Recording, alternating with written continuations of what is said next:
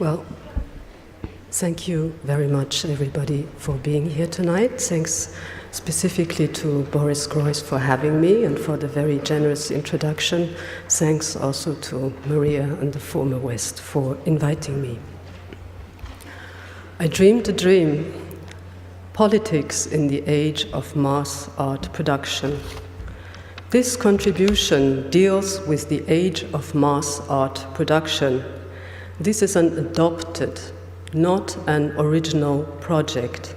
And this talk assumes the form of a non-fiction, subscription-based novel. It is written on demand in response to commission and funding and full of cliffhangers, advertisement breaks, and excessive and incoherent plot lines. Also, it will just suddenly stop without further notice and warning. Let's ask a very simple question. Why are there so many art projects today? Because we live in the world of mass art production. Basically everyone is an artist nowadays, or at least he or she has an artistic project. We can speak of a surge in the creation of art. The production of art is proliferating. We live in the age of mass art production. How did we get to this point? Because art production used to be one of the most arcane activities reserved to male masters who had to invest a lot of time and effort to develop their abilities. So how was this activity so thoroughly popularized? How come that basically anyone today can rightfully claim to produce art? And I would like to compare this to one major other technological and social transformation, namely the invention of firearms. This process stretched out over many centuries and also continents, from the invention of gunpowder in the 9th century to the invention of the Colt revolver in 1836 to the AK-47 and beyond and beyond. So initially it was Chinese alchemists, and they were looking for an elixir for immortality, and of course they ended up inventing the exact opposite of that, no? An elixir for immediate mortality, so to speak. And in the long run, this produced a massive democratization of violence, which one could claim ran in parallel with the violence of democratization as such. So there was no more lengthy and costly training needed in order to learn how to kill anyone. One didn't need any more horses and swords and, expensive equipment and training. With the invention of the Colt revolver, any idiot could kill anyone else in a very cost-efficient and effective way. It was cheap, mobile, portable, bullets were standardized. One had just to pull the trigger. The invention of firearms is probably one of the most important examples of de-skilling in human history, and ultimately it completely overturned the social order. Something similar, in my mind, happened with art production over the 20th century. Essentially, Duchamp's urinal and Malevich's square and advertisement and everybody's contributions on YouTube dramatically shortened the amount of training and material resources that people needed to produce something that could legitimately pass as art.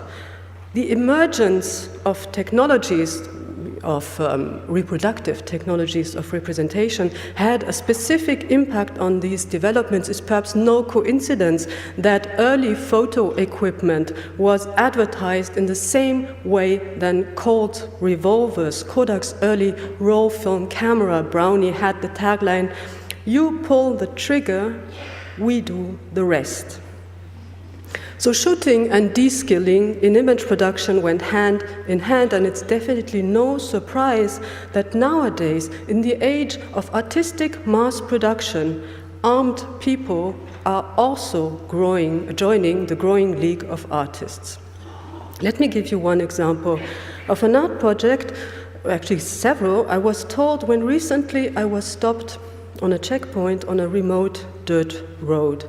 We were politely led away by a group of lovely people wearing shiny AK-47. Their commander was called Comrade X, and the first thing he was interested in was not ourselves, obviously. It was an advertisement leaflet from a local video camera store. 40 years ago, one might have asked oneself whether one should profess allegiance to Lenin or to Mao, or maybe just diplomatically toast world revolution.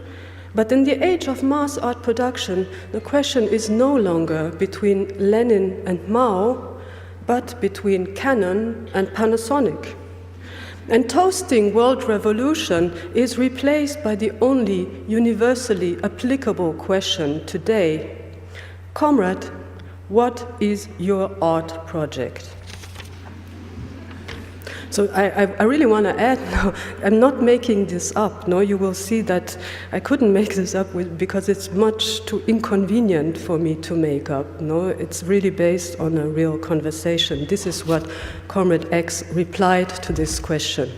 My name is X. I was born in 1971, grew up in a political environment. I joined the guerrilla in 91. I was active as a city guerrilla.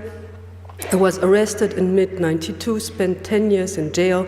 Afterwards, I became a guerrilla again. At the end of 2001, I went up into the mountains to join the guerrilla. It is the most beautiful way to be a revolutionary. Les Misérables is one of the books that influenced me most in my life because Victor Hugo tells us in a literary form about social and ideological contradictions. He's a romantic. The tradition of Descartes and Comte had a rationalist and positivist scientific perspective on society. So these ideological contradictions between romanticism and positivism reflect on one of the characters in the novel called Inspecteur Javert, and he is torn between contradictions, between his conscience and rationality. He ends up killing himself. This is his situation, and this is Comrade X's art project. I am planning to write a sequel to Les Misérables in which Javert does not kill himself. This is my dream, and I hope that I will realize this one day. This is his first art project. He told us two other, and he asked us basically to take care of it because he had too many aerial attacks on his hands at that time. So I will tell you in 1 minute how one could possibly go about realizing this plan, and I told you it's completely unlikely that I made this up because I never would have made anything up which has to deal with Les Misérables, because, you know, what do? You are given this topic and oof, well, okay. So it does not really seem like a sensible topic for a contemporary art project. No one ever read that novel, and the recent film, you know, killed off any remaining desire to ever wanting to deal with this work. But, you know, so I was given this task, and I think actually that X idea is very fascinating and very illuminating if we think it through a few detours.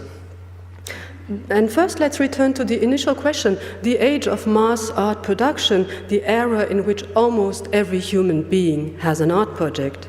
And I was comparing this to the spread of firearms, which has not only led to a democratization of violence, but it also changed the world ultimately, because feudal orders were replaced with industrial ones. Feudal hierarchies were overturned, overthrown, and of course this is also embedded into many other shifts, no, technological, political, social, economical, historical, and so on. But I think the spread of firearms definitely plays a role in that. And now I'm asking myself, what are the possible social consequences for mass art production? Are there any potential effects? Similar effects for a similar restructuring of social hierarchies? Can we project how and if this popularization of aesthetic production might overturn or reconfigure in some way the current order? So on the one hand, mass art production means that art has finally dissolved into life, or more precisely, I think that all of life has dissolved into art. But there are also much more prosaic, so to speak, side effects of this development. There's a lot of artists and people with art projects now, and only a fraction of them can support themselves by their practice, and a sizable part of the rest has become part of a group which is not really supposed to exist nowadays, the group of the educated urban poor. On the other hand, we are also faced with a situation in which the same group of people forms a substantial part of many urban social movements, and in some cases even the main part. They are not taken seriously because they do not correspond to any traditional idea of what a social group is supposed to look like and how it's supposed to represent itself. But many of them have taken part in the uprising of the past few years, in rebellions that will maybe not form more than a tiny footnote in history, one of the many failed attempts to change things, perhaps like in 1848, if we're lucky, or in 1871, I don't think so, but perhaps something like 1832. Why 1832? Do you know what happened in 1832? This is a year that has been almost forgotten in the history of disobedience and revolutions, but it has been a year of massive student unrest uprisings, deadly, massive violence in the streets against a regime that had already survived its time, yet would go on to live for another 70 years. You think I might be talking about one of the recent stolen revolutions that promised a spring that actually never came. But I'm actually talking about the setting of Les Misérables by Victor Hugo, because in 1832 there was a massive armed rebellion in Paris by tricksters, by spammers, by artists even, temporary workers, students, teenagers, kids, other motley crowds of people, which did not yet correspond to what later became formed as a proletariat. This revolt seemed to be in vain, was quickly dispersed, followed by other, gallant but equally unsuccessful revolutions.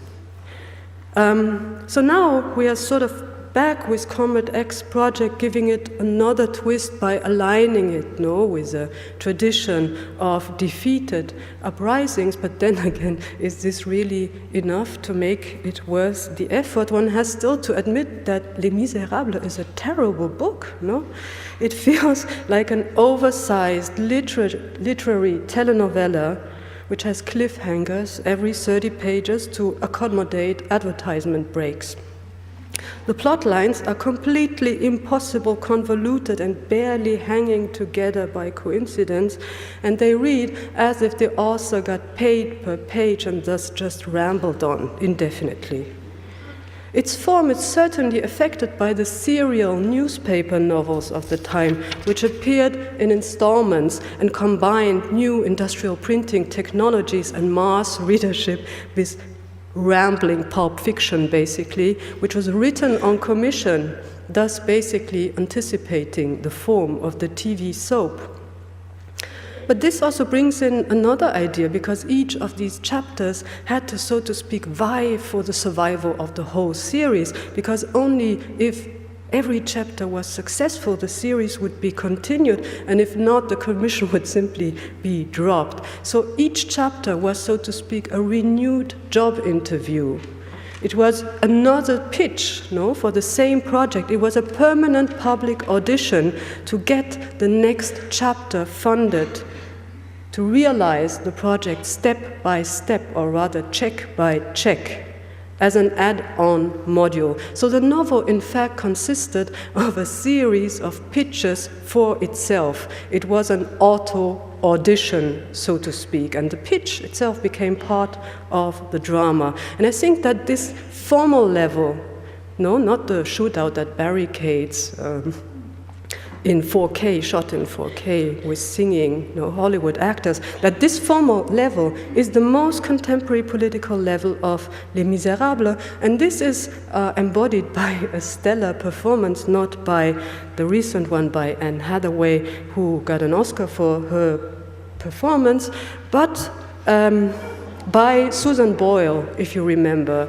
the rendition of the most, impressive song of the musical Les Misérables, which is called I Dreamed a Dream, and it was sung on a casting show, Britain's Got Talent. And I think actually that is here that we see an unexpected aspect of Cormorant X project emerge, because I Dreamed a Dream, this song is the anthem of single working moms all over the world. It's sung, by the father, by someone who was abandoned by the father of her child. She's left to fend for herself. She has childcare problems. She falls into the hands of a scammer. She becomes a prostitute, and so on. It was really complicated, but thus she becomes the tragic heroine of reproductive labor in the age of devastating affective wages, scams, catastrophes, of middle-aged women who have no time to be cool because they got to do the work, they got to face the shame, they got to wipe the tears.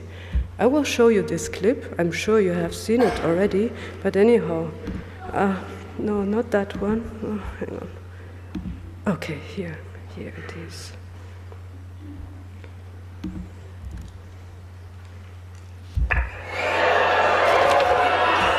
And that's just one side of me.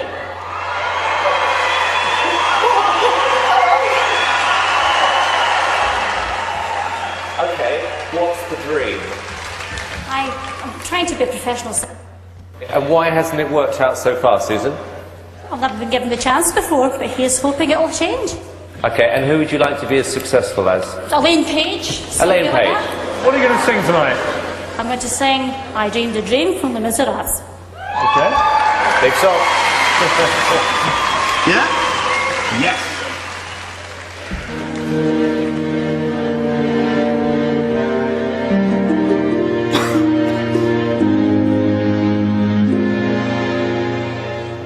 I dreamed a dream in time gone by.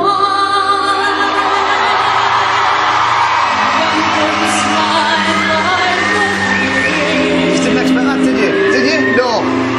I dreamed of love that never died.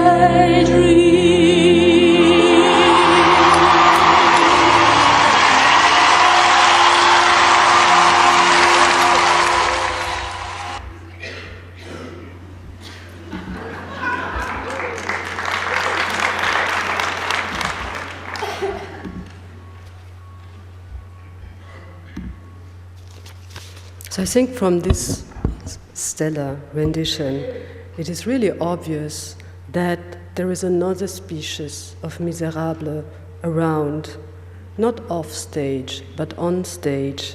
The contemporary miserable are also those who are waiting in the curtains to be casted, to audition, to pitch.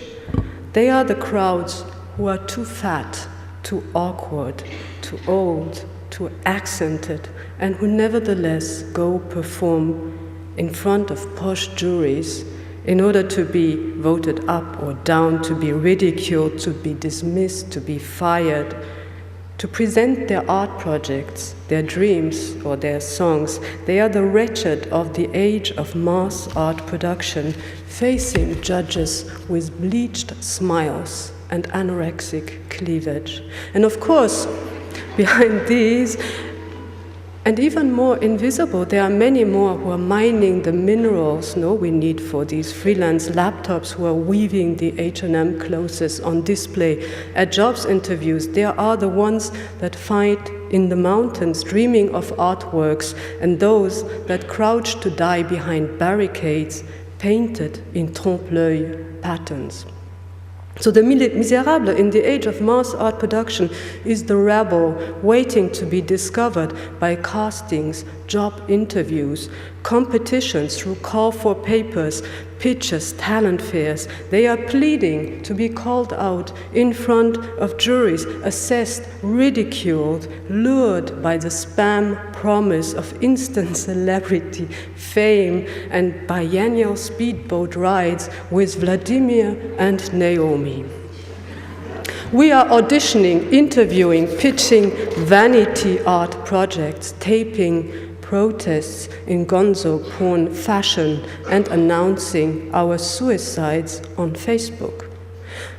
And thus we realize that we too are still caught, in the contradictions of Les Miserables, the romantic promise of a fair chance on the one hand, and the rational probability of this dream being dismissed. How does one reconcile these contradictions? And many do, as the Inspector Javert in Les Miserables, by taking their own lives, unable to reconcile the contradictions, the shame, the reality of never-ending casting, never-ending issues with childcare, reproductive labor, abandonment, doubt, and the drag of dreaming on. So now we have seen Les Miserables also teaches us that the same rabble can rise and take to the barricades in 1832, in 2011, maybe even for the future, claiming for a spring that keeps us waiting.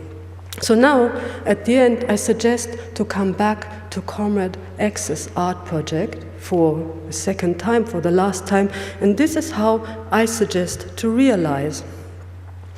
Imagine that is now me, not Susan Boyle, wearing a 19th century period costume on an empty film set, and we will green screen in a stage barricade which is made of museum benches and discursive architecture lounge, and we will throw in a lot of extras made up to look poor and miserable and hollowed, and each of them is of course an artist who is doing some job on the side to be able to realize his or her own project, and all these extras are armed with AK-47. They are playing student militias about to get slaughtered at the barricades and then forgotten, only to be rediscovered by a terrible movie. And in this setting, I'm pitching Comrade Gia's second project to a jury, and this jury is in fact you.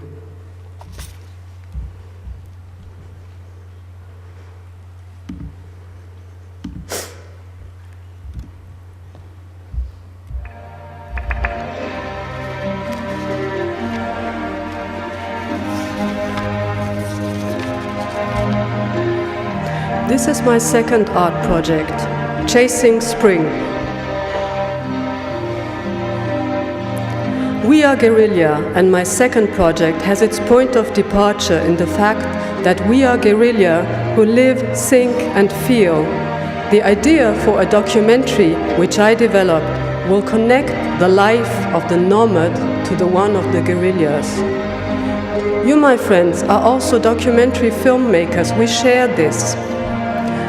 Nomad life is very intense here. The nomads go down to the valleys in winter to warmer places. In summer, they go up to the mountains. The nomads have a saying, each place has its spring. This saying describes the life of nomads. This means they follow spring. The nomads follow spring from the plains to the mountains and from the mountains to the valleys.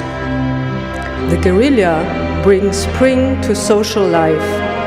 Before its inception, it was deep winter. In winter, all contradictions are frozen. But with the guerrilla, spring came again, and the talents of human beings were rediscovered. Both guerrilla and nomads are chasing spring. I want to tell this story, Chasing Spring. So at this point, the extras will audition to play either nomads or guerrillas. They will audition for these roles. They will show their talent to the jury. That is, if they pay the audition fee, they get the chance to be discovered at this point. They will also have to prove that they are able to handle the AK-47 by firing some rounds on special demarcs specifically designed by Zaha Hadid for this occasion.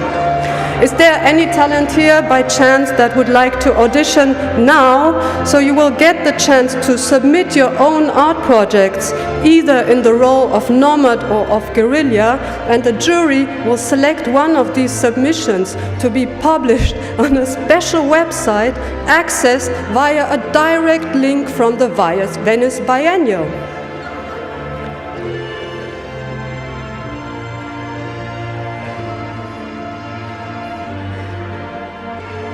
One day, I'll manage to realize this project. I wrote down a part, but at the moment, practical life doesn't allow to realize this at the moment. I told Tina and Hito this story, and I hope they will realize it. I hope we will realize it together. It is the best and most beautiful to collaborate. I hope we will experience this joy together.